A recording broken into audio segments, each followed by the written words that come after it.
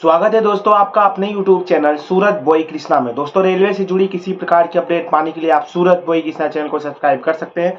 So friend, आज का video सभी रेल यात्रियों के लिए काफी इंपॉर्टेंट रहने वाला है। खासकर ऐसे रेल यात्रियों के लिए काफी इंपॉर्टेंट रहने वाला है जिनका दोस्तों क्लासेस अपग्रेड होते हैं, मतलब स्लीपर से उनको थर्ड एसी में कन्वर्ट किया जाता है, या फिर ऐसे रेल यात्रियों के लिए काफी इंपॉर्टेंट रहने वाला है जिनकी दोस्तों बैटिंग टिकट रहती है और चार्ट बनने के बाद कंफर्म हो जाती है। तो फ्रेंड, आज मैं आपको रेलवे के एक कारनामे के बारे में बताने जा रहा हूं।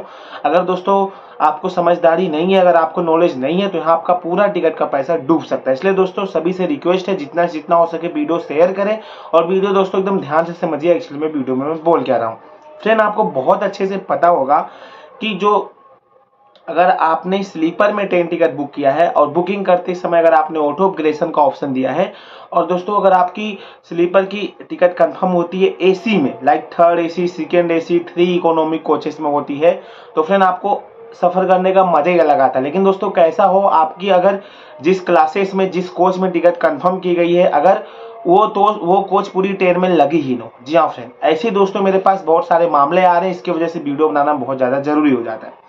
दोस्तों एक मेरा ही कस्टमर था जिसका मैंने ट्रेन टिकट बुक किया 19/037, मतलब जो कि बांद्रा से चल के बरौनी के बीच में जाती है, अवध एक्सप्रेस। इसका दोस्तों एक्चुअली में टिकट बुक किया गया है 19 सितंबर का टिकट बुक किया गया था। स्क्रीन पे आप देख सकते हैं स्लीपर क्लास का यूज किया गया था और तत्काल कोटा यूज किया गया था। जब दोस्तों मैंने टिकट बुक किया उस समय बुकिंग स्टेटस 8 नंबर थी। मुझे बहुत अच्छे से पता था कि इसकी टिकट कंफर्म हो जाएगी, और दोस्तों टिकट कंफर्म हुई भी, और करेंट स्टेटस इन्होंने दिया है CNF M2 2 नंबर। मतलब दोस्तों ये जो हमें टिकट कंफर्म दिए हैं, ये दोस्तों 3 इकोनॉमिक कोचेस में हमें टिकट कंफर्म दिए हैं, जो कि M2 में 2 नंबर दिए हैं। जी हाँ फ्रेंड, M2 में 2 नंबर हमें यहाँ पे कंफर्म सीट इनके तरफ से मिला है।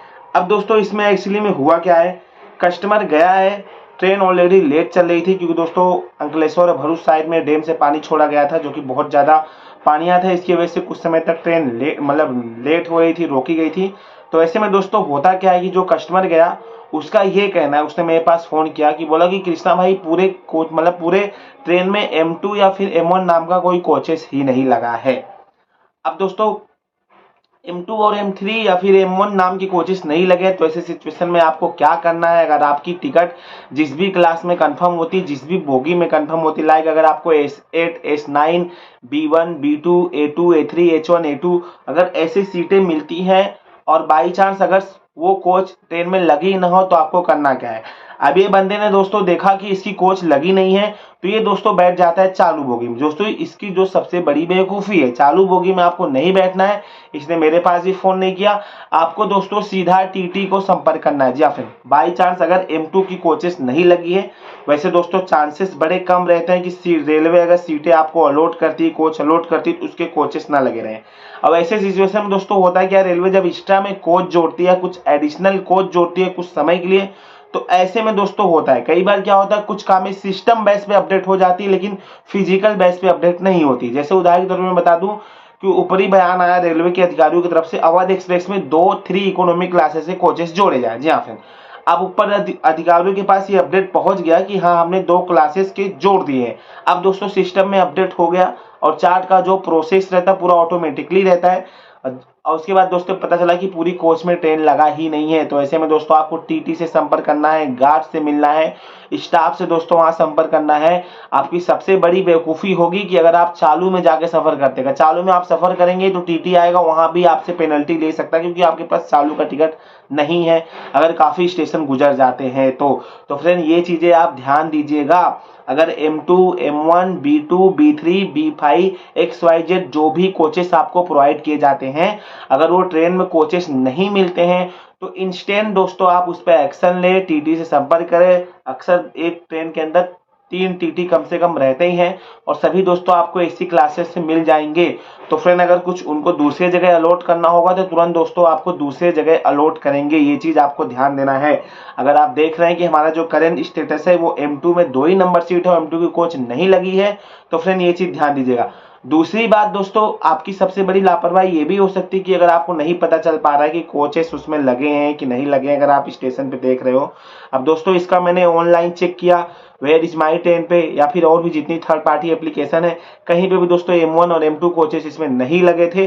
बट रेलवे इसकी बुकिंग करवा रही है, तो इसका मतलब दोस्तों कहीं ना कहीं कोचेस लगे होंगे। बट XYZ अगर ऐसे कुछ भी प्रॉब्लम आपको हो रही है तो आपसे मेरा एक ही रिक्वेस्ट है कि आपका पैसा न डूबे, आपका सफर न खराब हो। अगर आप AC का पैसा दे रहे हो तो फ्रेंड ये चीज ध्यान रहो, चालू में सफर करने से आपको क्या फायदा है। बहुत सारे रेल यात्री ऐसे होते हैं जो TTE से बहुत ज्यादा डरते हैं, जो कि उनको डरने की जरूरत थोड़ी भी नहीं रहती है। ये चीज आपको ध्यान देना है। बहुत सारे ऐसे रेल यात्री होते हैं जिनका आधार कार्ड में नाम कुछ और रहता है और घर पे दोस्तों उनका नाम कुछ और रहता है। जैसे उदाहरण के तौर पे आपको बहुत अच्छे से पता होगा, सबका 2 नाम रहता है। एक ऐसे मेरा कस्टमर था दोस्तों, उसने भी ऐसी गलती कर दी। उसका रियल का नाम मनीष था, मनीष के नाम से उसका आधार कार्ड भी बना था और उसको घर से सब छोटू नाम से बुलाते थे। TT ने बोला नाम क्या हो, बोल दिया छोटू। अब TT को दोस्तों इतने में डाउट चला गया, उसने अलग से नेम की पेनल्टी भी बना दी और उस कस्टमर ने, जो मेरा कस्टमर था, उसने पैसा दे दिया। तो फ्रेंड ये चीजें आपको ध्यान देना है। TT से आपको नहीं डरना है, थोड़ा भी नहीं डरना, क्योंकि आप एक वैलिड ट्रेन टिकट से सफर कर रहे हो। अब ऐसे केसेस मेरे पास आते हैं, मेरे अगर खुद के कस्टमर रहते हैं या फिर आपके साथ ऐसी गलती होती है, तो इन चीजों का आपको ध्यान रखना है। अगर वो कोचेस नहीं लग रहे हैं तो तुरंत दोस्तों आप TT से संपर्क करें, गार्ड से संपर्क करें, आपको दूसरे जगह सीटें अलॉट की जाएंगी। अगर रेलवे की गलती यहाँ निकलती है तो। दूसरी बात, अगर रेलवे की गलती नहीं निकलती है तो वहां की स्टाफ बता देंगे कि M2 और M1 कोचेस एक्चुअली में लगे कहाँ हैं। तो ये चीज आपको ध्यान देना है। So thanks for watching friend. आज की इस वीडियो में आपको यही बताने वाला था। आशा करता हूँ समझ में आ गया होगा। नेक्स्ट टाइम जब भी आप सफर करेंगे, अगर आपके साथ ऐसे किसी भी प्रकार की प्रॉब्लम देखने को मिलती है, XYZ दोस्तों कोई भी प्रॉब्लम देखने को मिलती है, अगर आपका सीट कोई नहीं छोड़ रहा है, आपकी सीट पे कोई और कब्जा कर रहा है, अगर एक ही PNR पे दो लोगों को सीट अलॉट हो गई है, तो ऐसे सिचुएशन में दोस्तों आप TT से संपर्क करें। TT उस समय वहां के दोस्तों पूरा अधिकार उनको ही रहता है, इसलिए उनको करना क्या है। लेकिन अगर आप लापरवाही करेंगे, उससे निचले क्लासेस में जाके सफर करेंगे, अलग से बैटिंग टिकट लेके सफर करेंगे, अलग से अगर मतलब चालान फड़वाएंगे, चालू टिकट लेके सफर करेंगे, चालू बोगी में जाएंगे, तो ये आपकी भूल है, आपकी लापरवाही है। इसमें रेलवे प्रशासन भी कुछ नहीं कर सकता है और जो ट्रेन टिकट निकाल के दिया है वो भी कुछ नहीं कर सकता है। दूसरी बात दोस्तों, अगर आपको कभी भी कुछ भी डाउट हो, आप जो भी एजेंट से ट्रेन टिकट निकलवा रहे हो उससे आप तुरंत फोन कर सकते हो। ये नहीं कि 12 घंटे बाद आप जब जनरल में सफर करके आधी जर्नी पूरी कर लोगे तब आप फोन करके बताओगे कि एक्चुअली में कोच मिला ही नहीं है। तो ये चीजें ध्यान देना है। अगर ऐसी सिचुएशन होती है, जो TT रहते हैं कोचेस दूसरे को सीटें दूसरे को अलॉट कर देते हैं, तो ऐसी इतनी बड़ी लापरवाही आप ना करें। आशा करता हूं आपको समझ में आ गया होगा। सो इसी तरह की और वीडियो पाने के लिए, रेलवे से रिलेटेड लेटेस्ट अपडेट पाने के लिए हमारा चैनल सूरत बॉय कृष्णा सब्सक्राइब कर सकते हैं। सो मिलते हैं किसी नेक्स्ट वीडियो में नए टॉपिक के साथ। Thanks for watching.